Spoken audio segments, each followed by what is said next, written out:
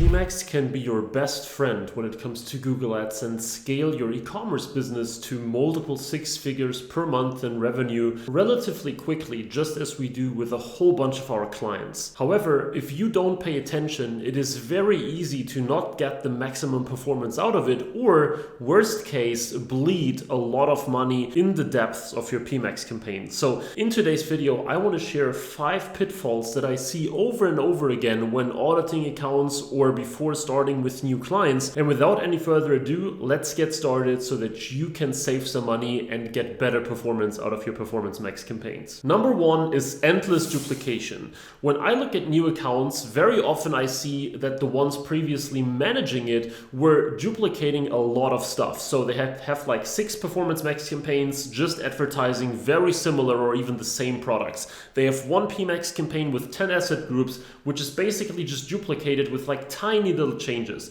The problem here is, first of all, it makes your ad management a lot more complicated. But second of all, which is more important, it will actually reduce optimization and therefore also performance. Because if you have all your conversions scattered around numerous campaigns or asset groups, then it takes longer to optimize those individual campaigns and get you the performance that you need. And there are many other reasons you should avoid that. For example, reporting. So if your conversions for all your products are scattered across so many asset groups and campaigns, it makes it really difficult to tell, which product is really performing, which asset is really performing, because very quickly you have like hundreds or even thousands of potential combinations. So keeping it easy, keeping it small and concise is definitely the better way to go here. Number 2 is brand search and retargeting. Now that's an absolute classic. I think most people at this point know about it, but I still wanted to point it out real quick.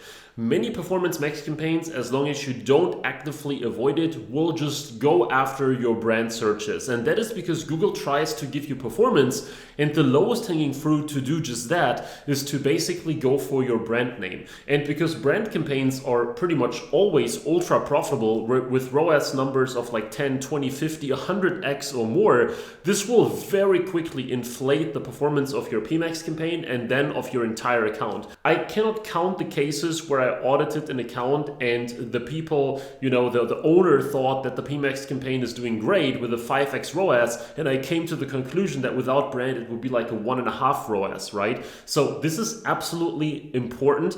And even though it is so well known at this point, I wanted to make sure that I mention it here as well.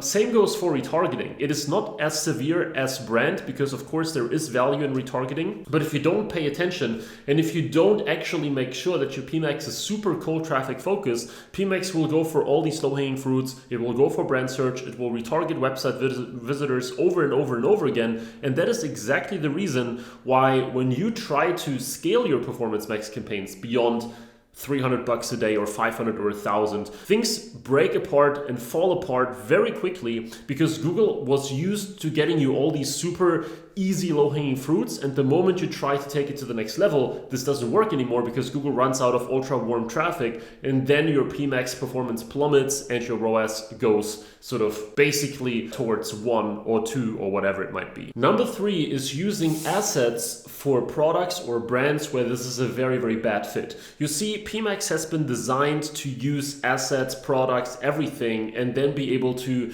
be used across all these networks. But if you have a brand that just where it doesn't make sense to use assets, one example that comes to mind here is we have multiple clients that sell, parts for example, hardware parts, HVAC, all these kind of things, very technical, very nuanced, very specific products with like model numbers and stuff like that, right? No one sees an image of one of those parts and thinks like, oh, that's exactly what I need, right? I need a new screw for my HVAC. I didn't think about it. There is like a $3.55 part that I might buy right now. Nobody thinks like that. So there are niches, there are products, there are categories where assets just don't make sense. And if you still use them, the problem is that Google will show them and that you will get traffic from like the demand gen or the discovery placements and other placements, but the chance that you get actual sales from them is almost or virtually zero, right? So if you are in a niche that is, as I just said, not really getting any traction from actual display ads as opposed to shopping, then you should avoid that altogether. Either run a feed-only PMAX campaign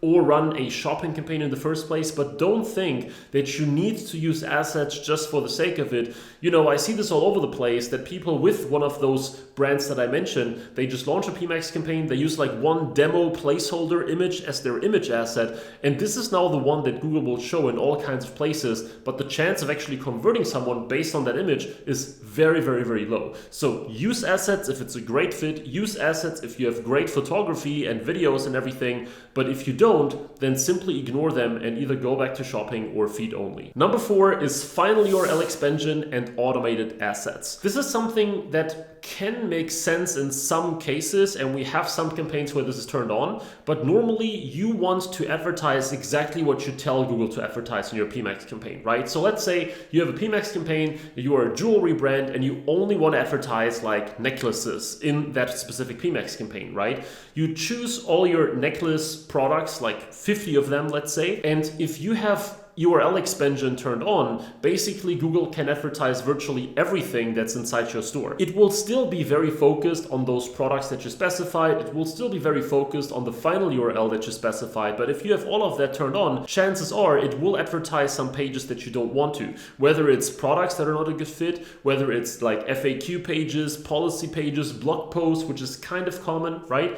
It doesn't happen all the time. It won't be the lion's share of your traffic, but it's just another way to save 2%, 5%, sometimes even more than that in cost, just because you don't want to advertise these pages in the first place, right? So make sure that you retain control. And same thing goes for the automated assets. Well, Google is actually getting better at this, and when Google gives you some actual headlines that they came up with, they are not necessarily terrible. Other than the videos that they generate, they are absolutely nuts, and you should absolutely avoid them and use your own just to avoid those terrible slideshows that they're generating for you. But at least the text assets are not that bad. However, I think it's just way better and way easier to specify your own, make them static, refine them, rather than, you know, getting new assets presented by Google all the time. And number 5 is mixing too much, whether it's products, categories, custom labels, etc. Virtually every brand that we work with has hero products, you know, great performers, and then has like zombie products or those that are just terrible at making a profit. Maybe they're not even getting impressions, but the worst thing is getting products that spend a ton of money without ever making profitable sales. And as long as you keep all those things mixed, you won't be able to advertise your hero products and your actual cash cows as much as you could if you better organized your PMAX campaigns. Now, don't get me wrong here, organizing and structuring PMAX campaigns perfectly can be pretty difficult, tedious, complex. It's difficult to analyze. It's difficult to basically get all the data that you need from a PMAX campaign, but it's worth the effort, because if you structure it properly, you can literally gain like 50% of performance or more, right? Like this is one of the biggest leverages that you have, because if you have a properly structured PMAX campaign that can now spend like $2,000 a day exactly on the things that you need it to, this is like, you know, a gigantic step in the right direction when it comes to performance. And we had cases where the very structure of a new client, like the very structure of their PMAX campaigns, allowed us to scale a new account by like 30% just like that, without even talking about feed optimization and other campaigns and ad copy and stuff like that. Now, very important, this is not about like just removing 3 products and doing some quick fix right there, right? It is, as I said, complex and tedious and everything, and it takes a lot of analysis to do that, especially if you have many SKUs. But don't just mix everything up. Don't mix terrible performers with best performers. Don't mix all kinds of categories so that the assets are not really good fit anymore. If you do that properly, if you refine, if you structure it in the best possible way, then your performance will be way better than it was before. So there you have it, 5 PMAX mistakes that can sabotage your PMAX performance if you are not careful. Here at Cartlift, we've helped more than 155 brands break free from this brand search problem that so many brands have and actually give them cold traffic, reliable sales growth with more profits than ever before using all the campaign types that you can imagine with Google. So if you ran into this invisible ceiling, if you cannot scale anymore, if your campaigns are not as profitable as they could be, make sure to check the link in the description so that we can have an Ignite call where I tell you very specifically what I think is possible with your brand. Can it be scaled to 30, 50, 100, 200,000 per month in ad spend? Or will you run into a ceiling again? Is that a likely thing to happen?